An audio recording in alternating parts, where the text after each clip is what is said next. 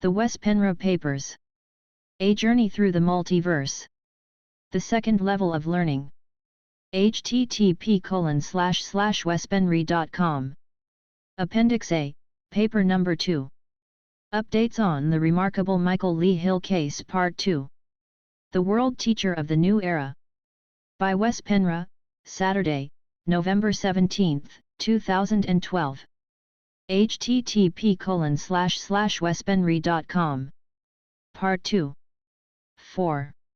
Michael Lee Hill being severely beaten up not to talk, and CBS interview being tampered with during broadcast. Not everything has gone smoothly for Michael Lee Hill, as we know, in order for him to get his information out. We started out with discussing how 2 of his major projects were tampered with to such a degree that they never happened, but that's not all. A pretty severe incident happened in 2007 when all this was relatively new to the media and the East Lake UFOs were more or less only known to the locals. While I was gathering information for this series of papers, Michael told me he had had some quite unpleasant encounters with so-called black ops, black operations, intimidating him to stop what he's doing, but never more so than in 2007, when he was attacked out of the blue and had his jaw shattered in 3 places, in an attempt to silence him, only 1 week before he had his first CBS interview. Michael says it almost worked. When he came home from the hospital with his jaw all wired up, he couldn't even talk. He literally had to relearn how to speak, because his lower jaw was, and still is, in a new arrangement. Shaken up and disappointed, he was going to call and cancel the interview when something came over him and he thought, F it. Even if I have to mumble through the interview, I will not back down. So, the CBS team came to his house, set up the equipment, and the interview started. Michael, in a bad shape, mumbled through it all, but that's not everything. All of a sudden, in the middle of the interview, at the exact moment when they were going to broadcast the UFO footage, the CBS equipment started going haywire, and there was a total, and unexplainable, power outlet. Even the CBS News anchors were freaked out and actually mentioned on the show that it certainly seemed like they were tampered with. Fortunately, they got through the interview. So, Michael sat there with his TV on, and his jaw all wired, but still excited to watch the program, when something strange interrupted the whole interview. I'm sure the reader can imagine how Michael felt at that moment. Thankfully, says Michael, I had the tape rolling. This is the actual broadcast. At 11. There's your bus, David. Hey, Sharon, there's something strange in the neighborhood. An East Lake man says he sees UFOs and has tape to prove it. 19 Action News reporter Harry Boomer live with the story, new at 11. David, just the name Lake Erie conjures up the images of the unexplainable. What flies over the dark expanses of this great lake, or why? What in the... If you believe coming in from over the lake. you're the first ever see this footage. Flying saucer. If you're interested in this subject. Came in from Cleveland, came right over top, right over my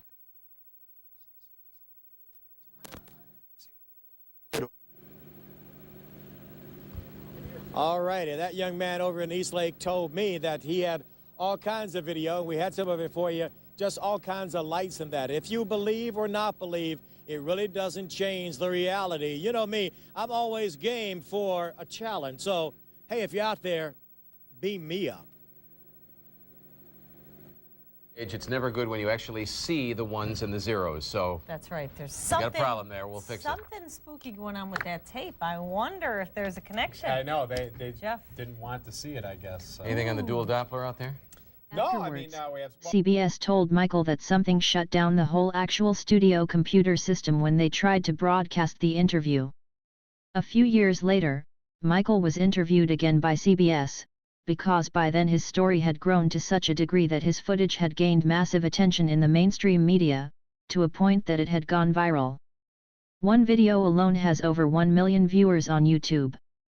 In his next interview with CBS, they actually bring up what happened last time they interviewed Michael and tried to air it.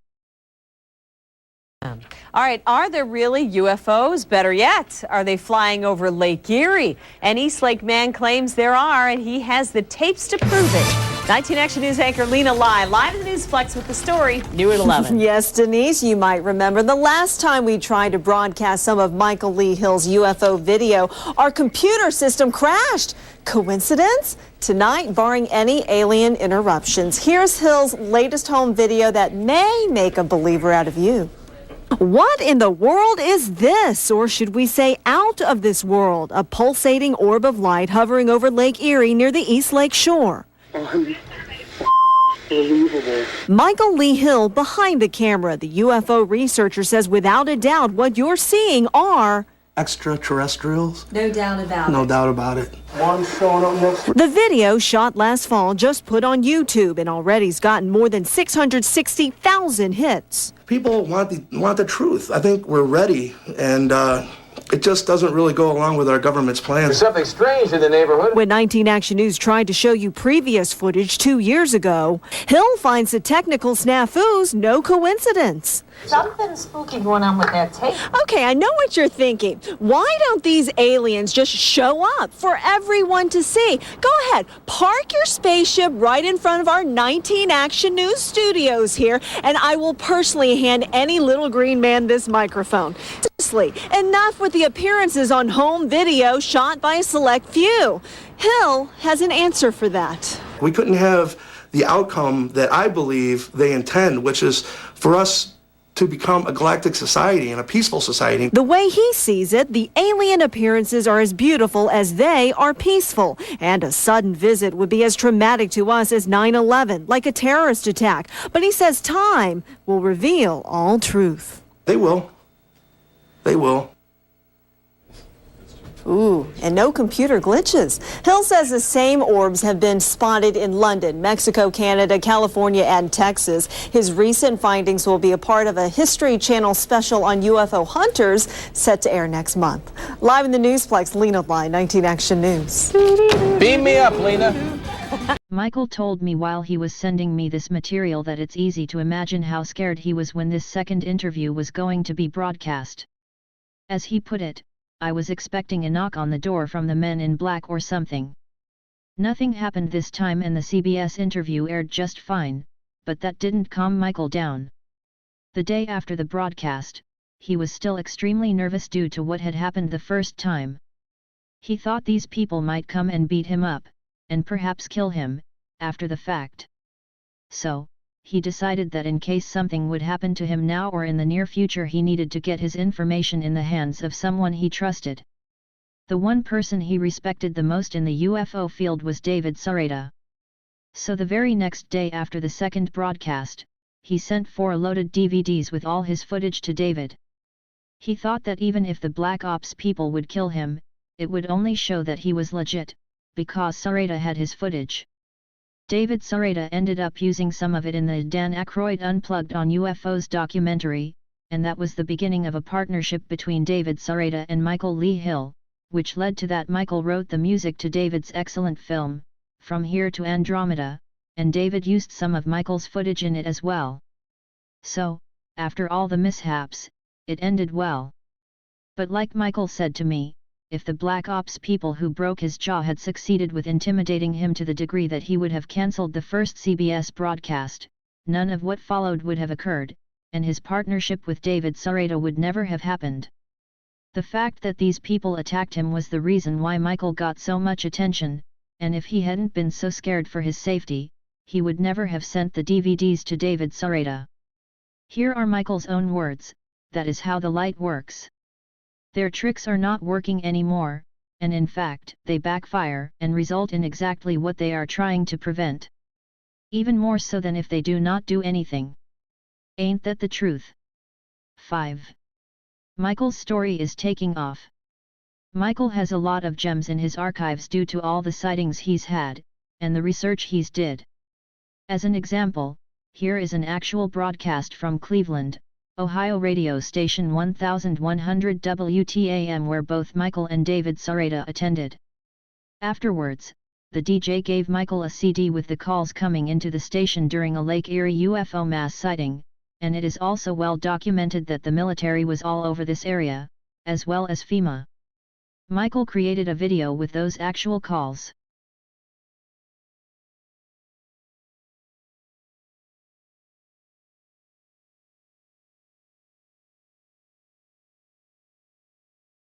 There was a period of time, we did the shows on it, where there was so much activity in the skies or Northeast Ohio, it was mind-boggling. There was contrails, there was fighter jets. I'm going to play some of the calls for you.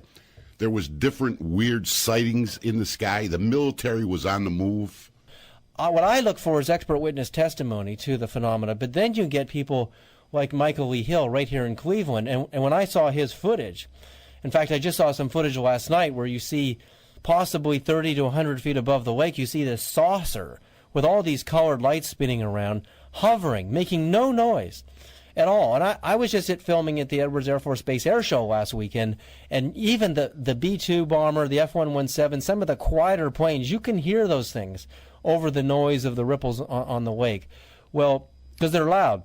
This thing isn't making any noise. And then you see this other disc come hovering up to it, stops and hovers 30 feet above this thing, making no noise, and visits it for only a few seconds, and then takes off. I mean, there's nothing in the arsenal of our military aircraft that can do that unless you're looking at Harrier jets, right, which are one of the noisiest bastards you'll ever hear. Now, Michael, you're from Eastlake. Yes. You have this film, right? Yeah. Get closer to the microphone, please. Cool. Yeah. Yeah, I've been filming UFOs here for about 3 years. About 3 years ago, I seen craft over the lake, and that sparked my interest. I just went down any nice night and brought my camcorder with me and started filming. So I've accumulated quite a library, and that's how I met David. I was a big fan of David's work.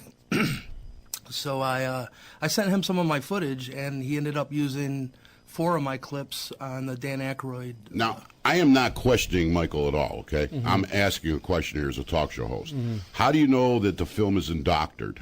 How do you, because with today's technology, you know what I'm trying to say, David, there? You have to be very careful? You have to be very careful because with today's technology, people can doctor stuff. But with 20 years experience personally as a professional photographer, and also because I'm a filmmaker and an editor, I know what something looks like when it's fake. I mean, you could fake me. If you were going to spend, $100,000 and up on your special effects, but you think of a guy who's, a guitar player, a musician, who's got a little video camera, who doesn't even edit film. What would he do to fake this? What would he need to fake it? Well, where it gets really difficult is when you're hand holding a shot and the background moves consistently in the shot with the object, the UFO. Now, if you put another layer in the editing bay on top of that and you put in a UFO, to match the movement of those two frames, the frame of the UFO moving with the background consistently, so they're never out of phase, that's the first thing I would look for. If they were out of phase, I would say, okay, that's another layer. That's another layer in the editing bay. But they're totally in phase. When you see the corners of the shot move, the UFO moves consistently with that. And that means you have to have some very expensive equipment to fake something like that. How long ago, Michael, did you take this? This is over Lake Erie in Eastlake, right? Yes. It's going on to this day, actually. I've filmed stuff as recent as a month ago.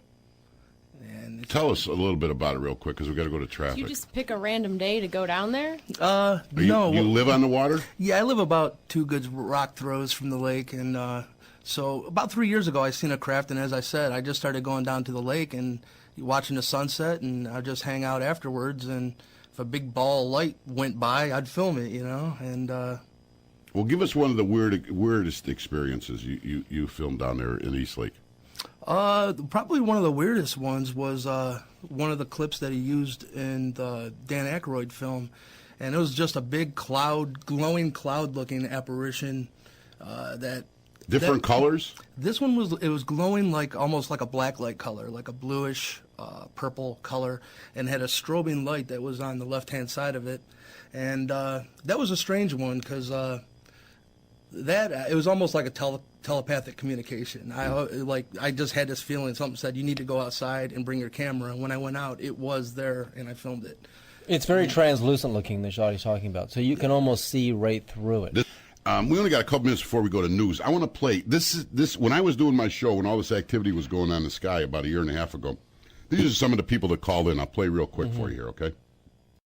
Eric, you're in the air on WTAM 1100. How's it going, Mike? Good, Eric.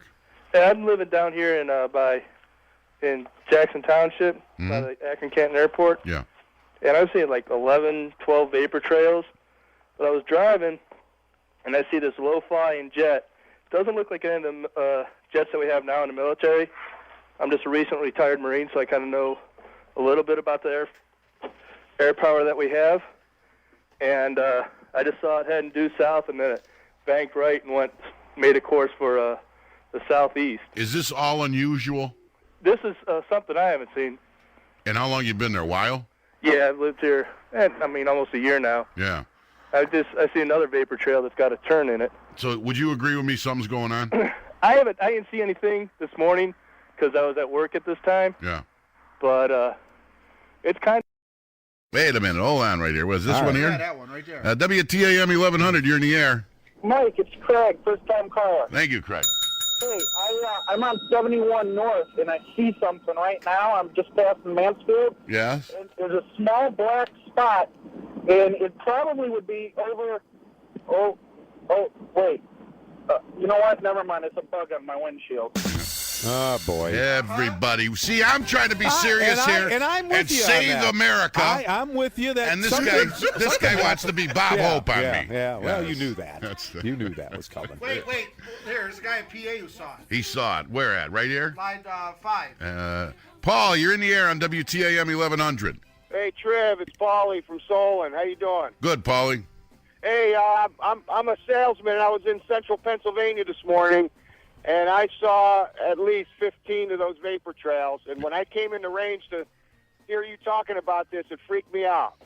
I mean, anybody that was up this morning, and Paul, I appreciate the phone call. Thank you very much, because people think I'm fooling around here. No, Anybody that saw this, I can't even convince my own boss, my sports director here, Mike Snyder. He thinks I was on LSD this morning. I didn't say I haven't that. done Now, see, LSD there in you 4. go. Terry, you're in the air on WTAM 1100. Good afternoon, Mike. Good afternoon, Terry. Hey, we were just up on the roof here in Solon at Bedford Gear, and you can count at least 24 contrails. They're everywhere. And then another thing, we were out golfing out at Oak Knolls this morning, and usually you see like a little Cessna plane flying around. We've seen 12 of them take off and fly all around in groups of 3. I mean, that's crazy. So I don't know if that's got something to do with it, but there had to be something going on somewhere. Yeah, and it's still going on. Yeah, definitely. Thank you, Terry, for that report. All right, man. WTAM 1100, you're in the air. I spent a lot of time sitting in my hot tub looking at the stars. I'm an aviation buff, and amateur astronomy is kind of cool. But one of the things I always like to see is when the space shuttle flies over, they'll tell you on the weather when you can see it, and usually you can see satellites too, right? Yeah. Well, I always look for them in the hot tub. Last night at about 9:30, one of them went north to south, and within 10 minutes of that one, I saw one go, southwest to northeast, and I never see them. I've been looking for over a year, and I saw 2 within 10 minutes of each other. Well, what do you, Mike, I mean, and I don't want to challenge you here. You weren't drinking, were you? No. Okay. All right. Believe it or not, I wasn't that night. But All right, no Miller High Lifes, right?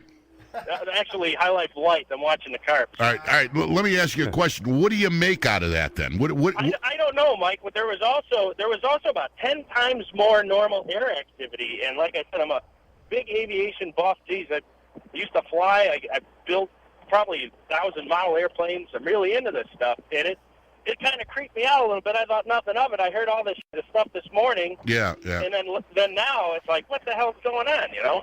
So you're with me here. You believe something's going on, right? Well, I mean, I don't know, maybe it's I'm thinking maybe it's like a large-scale military exercise, and the stuff people are calling about planes in formation, contrails that aren't like, relatively straight, like you said. The only planes that have the agility to hold that kind of tight formation, especially within close proximity to each other, are fighter jets, Mike. Aha, Snyder. Aha, did you hear that phone call? I heard that. All right. I'm listening you know to what? everything. The defense is starting to rest here. You're going to rest. Jennifer, you're in the air on WTAM 1100. Hey, Triv. I'm Yeah. a first-time caller, so be gentle, okay? Thank you. I'm gentle with all my women. What I saw was the very end of last week. My husband and I saw it for a couple of days happening. Now, I got to tell you, I'm a military brat, and I grew up on Army bases. And so it doesn't take a military genius to know when there's a mission going on. And we saw for 2 days Chinooks, those big helicopters with the propellers in the front and the back, Yeah. like they're carrying vessels. And we saw those for 2 days. We saw them going past our house. Now, we're out here in western Medina County. Jennifer, since you're a military brat, what do you make of it? Can you give us your opinion? Well, they were obviously moving something. I mean, something that it's large enough for a Chinook to carry. I mean, they just don't put those full of, cotton balls. So you think there's some type of military operation going on? Without a doubt. When they're moving that much equipment, it's got to be equipment or something like that. When they're moving that much stuff, there's definitely something. Mary, you're in the air on WTAM 1100. How are you today? Yeah, good, Mary, good. Nervous, I'm sure, huh? Well, a little, more curious, Mary, than nervous. You know what I'm saying? Oh, me too. That's why I'm sitting on 480 in a traffic jam listening to you staring in the skies when I realized what I saw today. That is? I saw, well, first of all, on my way 306 to 422, I saw a single Army truck on the road. And then on 422, heading west towards 271 in Solon, I saw 3 Army trucks. And I didn't even think of it until I started listening to you. And it's funny because I do remember saying to myself, my, where are Army trucks coming from? What? Very rarely do you ever see that on any of 422, 480, 77, 271. And I drive them all the time. I tell you, Mary, this is getting weirder by the minute. It really. Larry, you're in the air on WTAM 1100. Hello, Mike. Yes, Larry. This is Larry. First-time caller. Listen to you all the time. Truck driver. Thank you, Larry. Listen to your show coming from Pittsburgh. Mm-hmm. See all them streamers through the sky, just about all the way from Pittsburgh up here.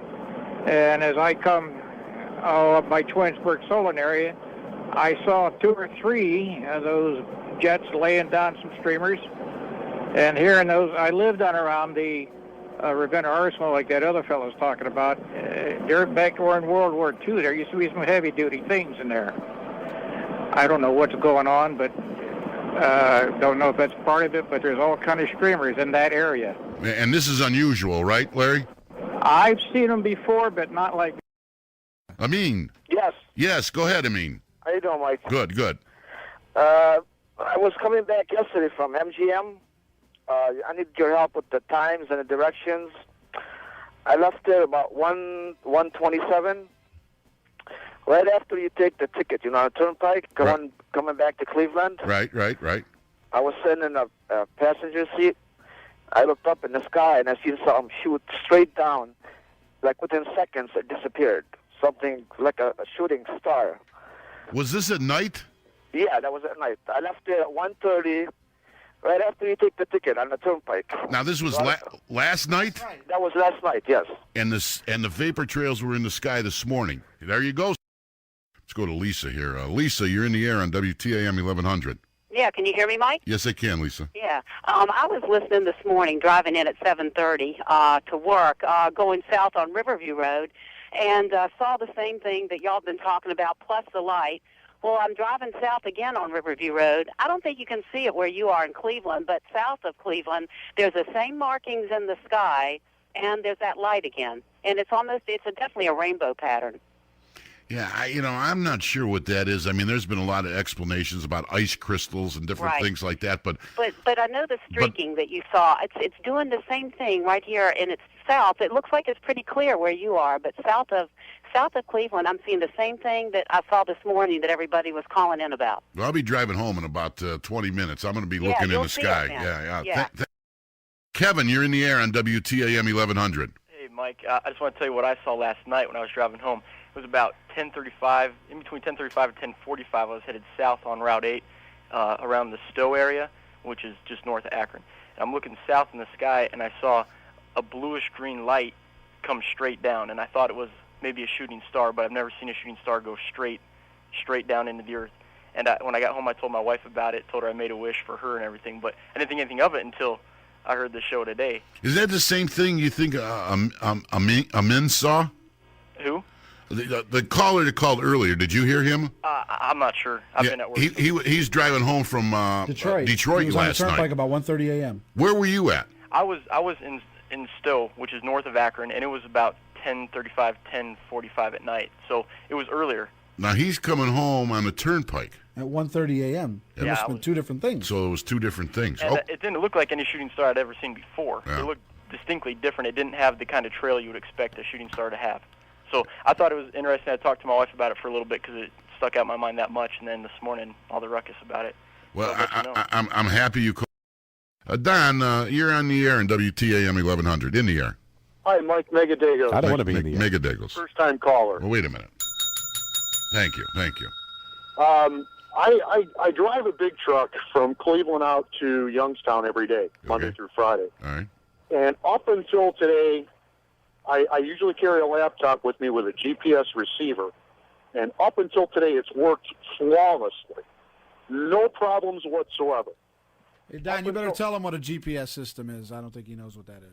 A GPS system can pinpoint your location on mapping software on a laptop. Oh, sort of like Lone Star. Yeah, sort of. Yeah. OnStar. It triangulates your position and shows you on the map. And up until about between 8 and 9 o'clock this morning, it was working fine. And then all of a sudden, it just lost all communications from all the satellites. All right. Okay. All right. I mean, if you're listening, do you need any more? Thank you, Don. Lyle, you're in the air on WTAM 1100. Hey, I just came across Ohio Turnpike heading east, and I saw something that got me kind of worried. There's a FEMA convoy heading east. There's about 10 big white, looks like recreation vehicles, all in a convoy. I passed them right around the 71 exit. Where was this at now? Ohio Turnpike, and I passed them right around the I-71 exit. Okay. But they were heading east on the turnpike. All right. Okay. Lyle, I appreciate the phone call. All right. WTAM 1100, you're in the air. Trev. Yes. Listen, I never thought about. I've been sitting in my truck for 20 minutes so I don't lose you because I live on the lake and I'm at Lost Nation Airport, just parked. Okay. All right. Monday at about 2 o'clock in the afternoon, I got a phone call on my cell phone from from a banker, and I can't smoke in my office, so I go outside to talk to her, and I'm on the phone, and we're just BSing about things. All of a sudden, I work in Highland Heights, off of right behind Cuyahoga County Airport. So I'm used to planes flying all the time.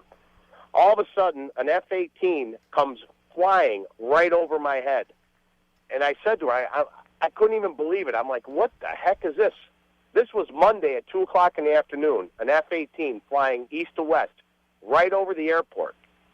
And I thought that was so weird because there's planes taking off Cuyahoga County Airport daily. Every 15, 20 minutes there's a plane taking off. And I'm thinking, what is this thing doing right here? And this was Monday at 2 o'clock in the afternoon. Yeah, something's going on around here. You're right, yeah, there is. There's and definitely. I never thought anything of it until all of a sudden I heard you talking about it. And I'm like, wow, maybe there is something, legitimate about this. Bob, you're in the air on WTAM 1100. Hey, Mike. Yes. Hey, you were talking about the trails up in the sky. It was this morning. It was between 6:15 a.m. and 6:30. Right. I was getting ready for work, so I took my dogs out before I left.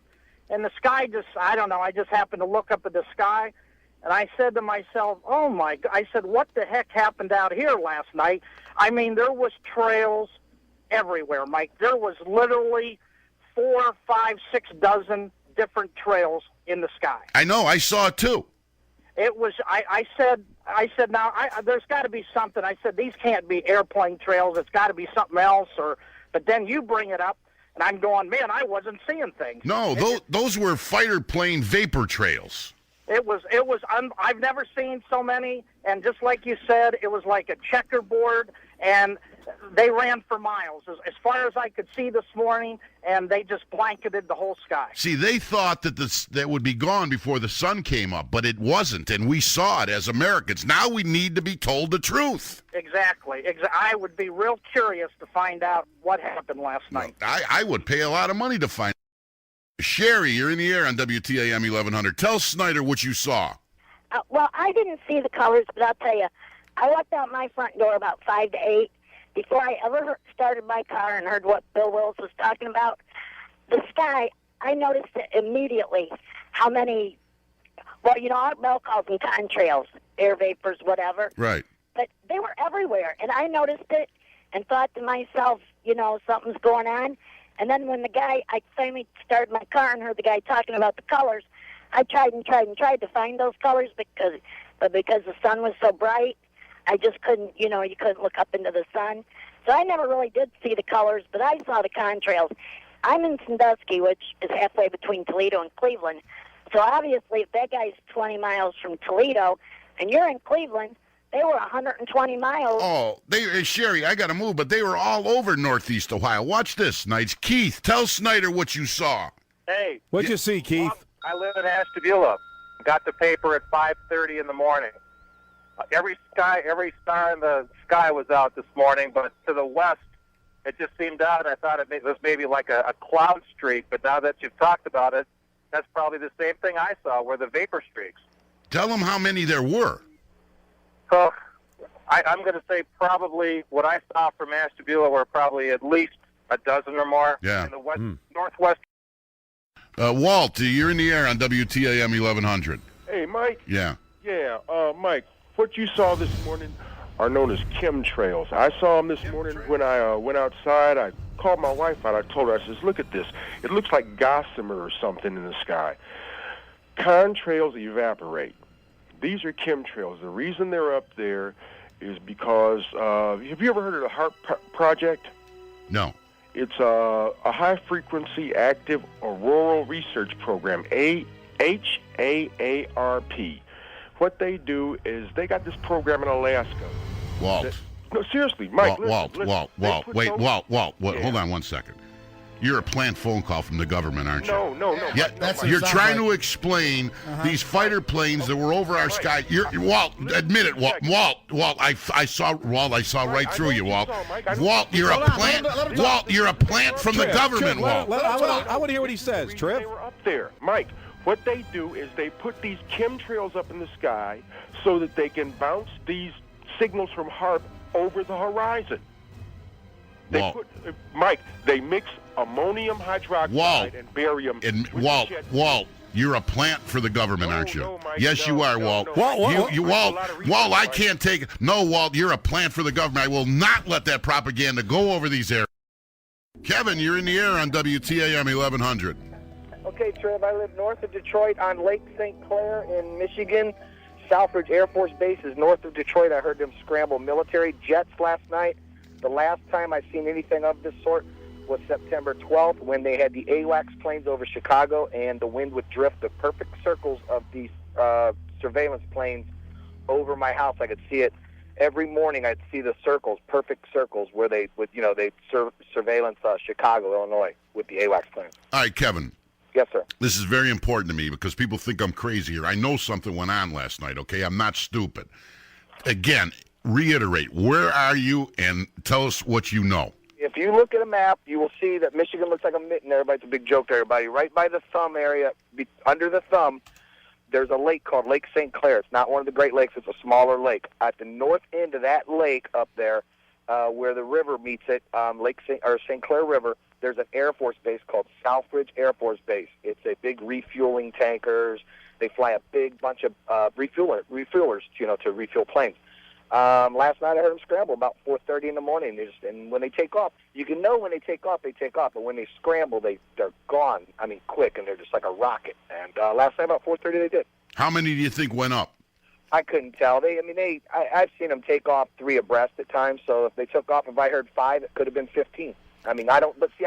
You hear it, it's like, whatever, you just kind of wait for the big one to hit you, I guess. But, Kevin, the last time this happened was September 12th, the day after September 11th. I hear them scramble quite often, sometimes, but the last time I seen so many vapor trails was September 12th, 13th, and 14th when the AWACS planes were monitored in Chicago. Remember how they had all them planes and they were doing all the circling?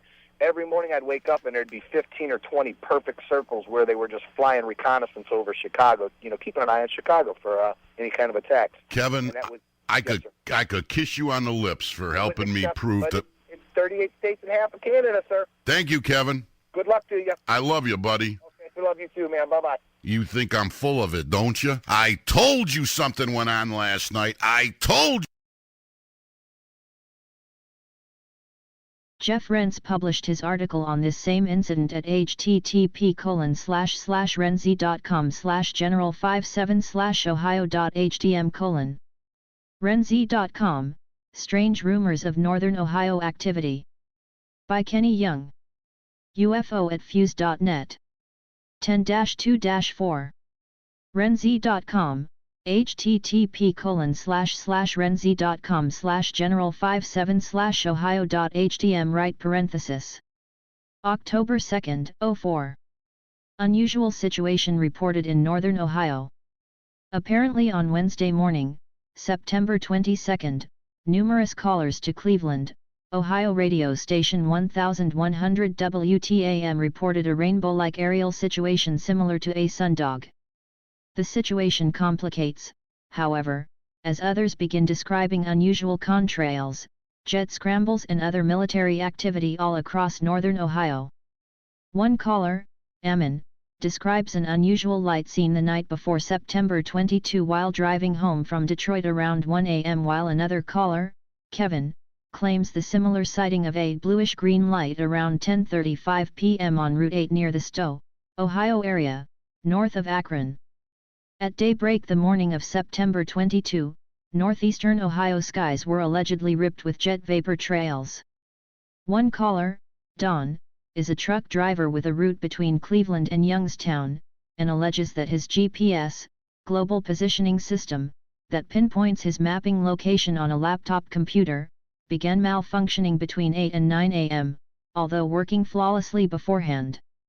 Stranger still, another caller named Dave claimed that Route 12, a south/north road out of Fostoria, Ohio, was blocked by tons of Army trucks and traffic was being diverted. This activity was briefly referenced on the Cleveland UFO list by George Pindro, but with no new information.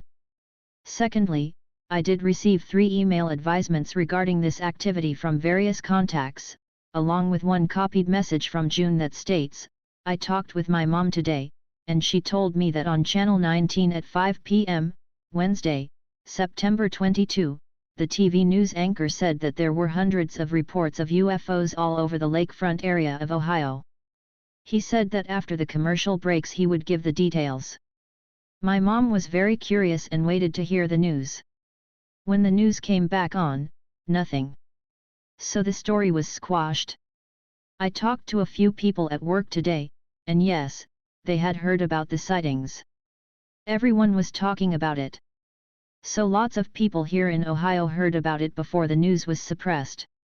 According to my mom, the TV anchor said that people saw what looked like a huge cloud with rainbow colors along with many UFOs that were not disguising themselves as clouds. I also learned that fighter jets were sent out after them.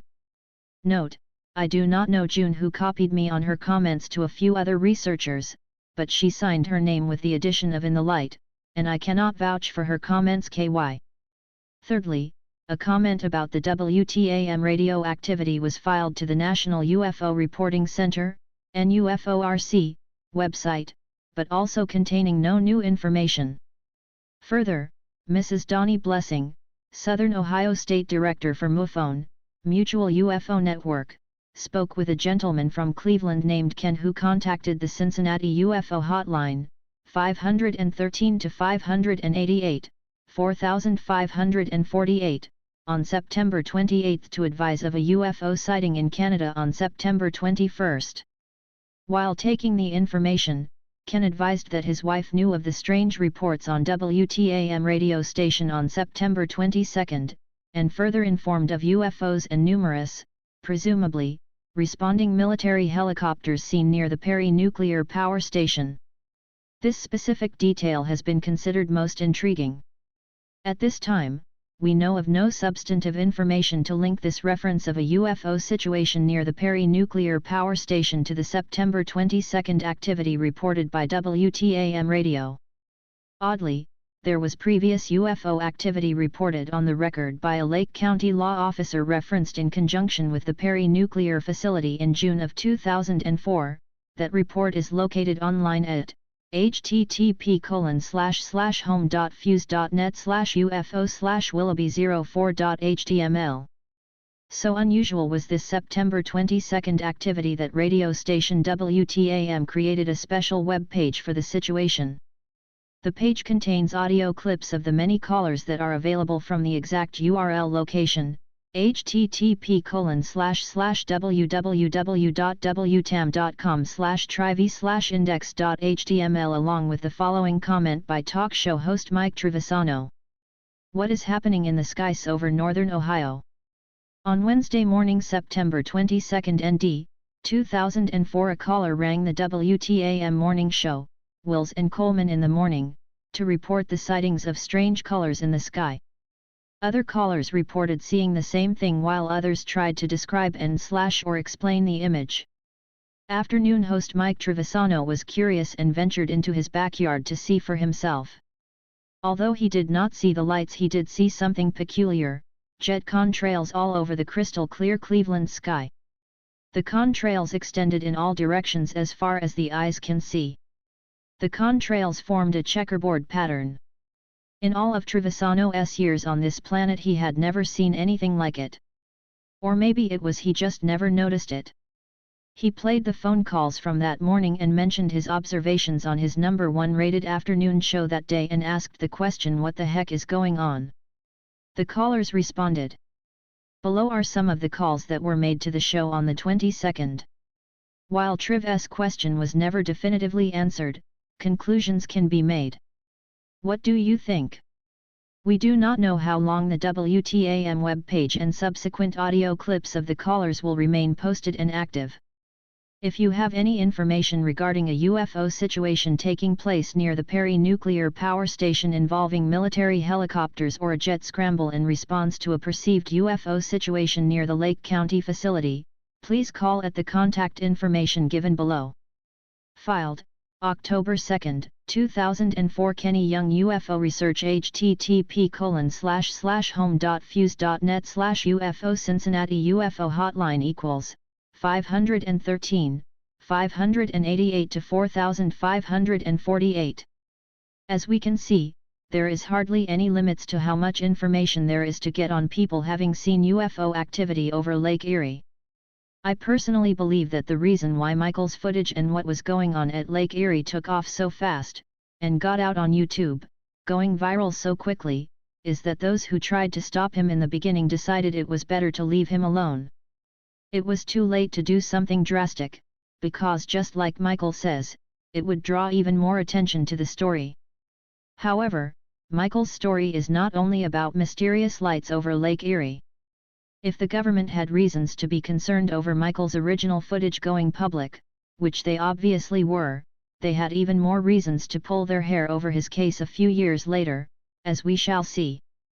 But first, let's review what is so special about these lights over Lake Erie and other parts of the world.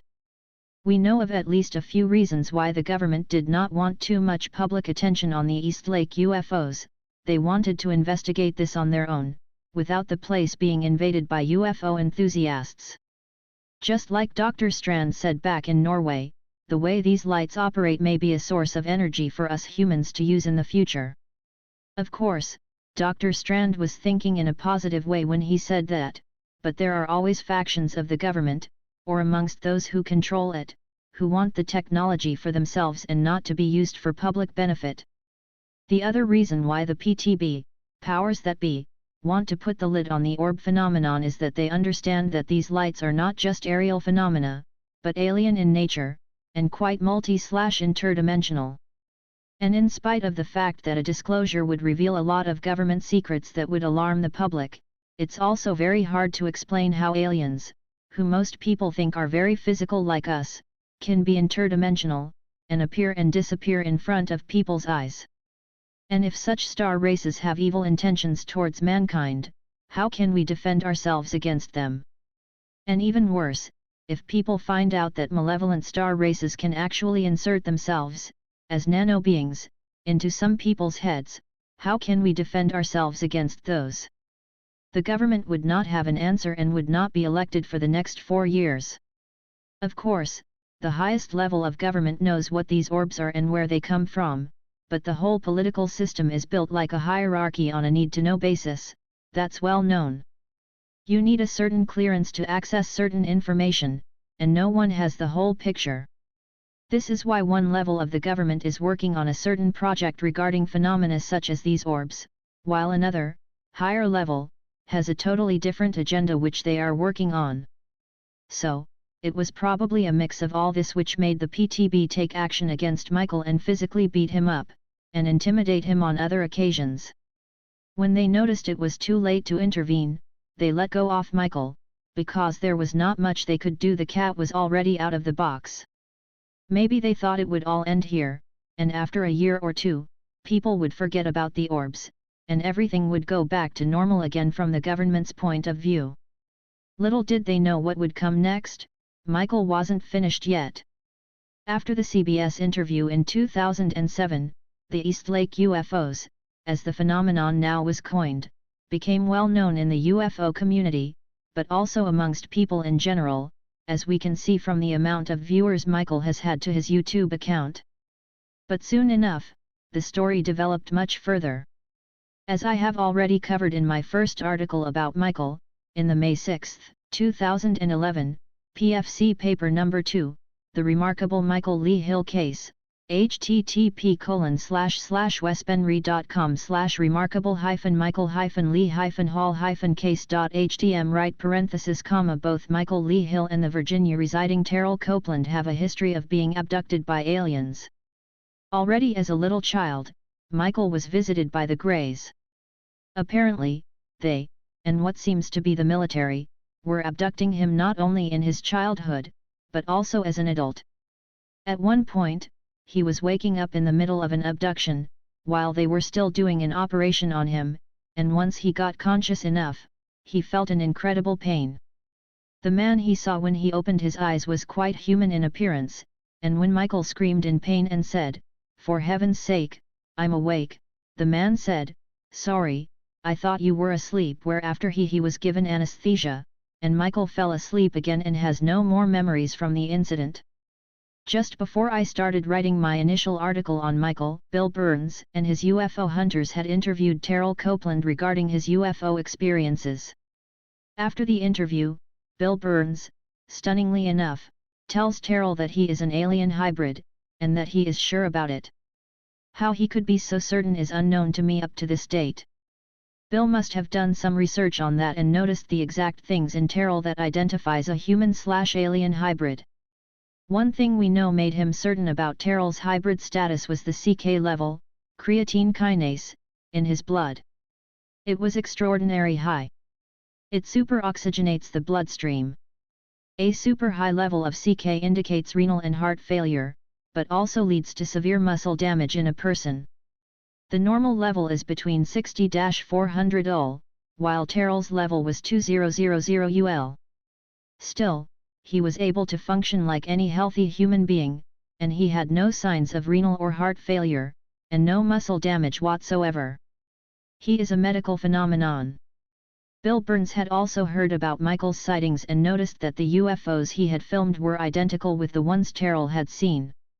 So Bill put 2 and 2 together, visited Michael, took him to do a blood test, and when he was at the hospital, waiting for his blood to be drawn, he was introduced to Terrell for the first time. Both their bloods were drawn that day, and it showed that both Terrell and Michael had an extremely high CK level in their blood. Michael's was elevated to around 2000 ul as well. So Bill Burns explained to a perplexed Michael that he, too, is a hybrid. All this was filmed and aired on UFO Hunters.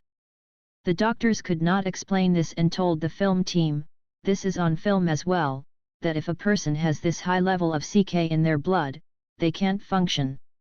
Still, both Michael and Terrell are as healthy as can be. Even a Harvard professor was involved in this and was stunned over the results. Although this experience was quite stunning to Michael, it actually explained a few things that had happened 3 years earlier, in 2008. A friend took him to New York to attend the annual Sirius Rising Festival. Interestingly enough, it has the name Sirius in the title, something that is also well documented in my first Michael Lee Hill article in The First Level of Learning. This New Age festival lasts a few days, and people who are into New Age, metaphysics, and spirituality in general, meet and have fun. However, in the midst of everything, Michael made friends with a big guy who was also attending the festival. He said his name was Loki, and that someone there wanted to meet Michael. So Loki took Michael to a round gazebo, which they entered. Inside were a male and a female, sitting on a beautiful bed, which took up most of the space in the gazebo. Michael felt quite disoriented while he was inside, oddly enough, and wasn't even sure where the exit was at times. He was not drunk or high on any substance. The strange thing with the male and the female was that Michael could not see their faces. Everything from shoulder and up was blurry. He found this very strange, but stayed anyway. The reader can review the whole story in my original paper, but to make a short synopsis, the male started interrogating Michael about a coast-to-coast appearance and the Lake Erie UFOs. The coast-to-coast appearance they were focusing on was the one where David Sarita was interviewed, talking about a testimony from Boyd Bushman, a retired senior scientist at Lockheed Martin, regarding UFOs and alien technology used by Lockheed Martin, and other big corporations. The male said this interview had upset many insiders, and wanted to know if Michael knew anything about this. The Bushman interview is extremely interesting and revealing. I posted it on my blog, and it can be watched here by following one of the links, http://battleoverearth.wordpress.com/2011/secret-ufo-secret-boyd-martin/right. As the conversation went on, the male got really upset with Michael, who now started to feel quite uncomfortable, to say the least. He told the male that he was not the one doing the interview, it was done by someone else. Then the male calmed down and decided to test Michael to see how much he knew. A device was put to his forehead. It was supposed to remove some memory blocks. Afterwards, the male told Michael he was the king of the Anunnaki and that Michael is one of them.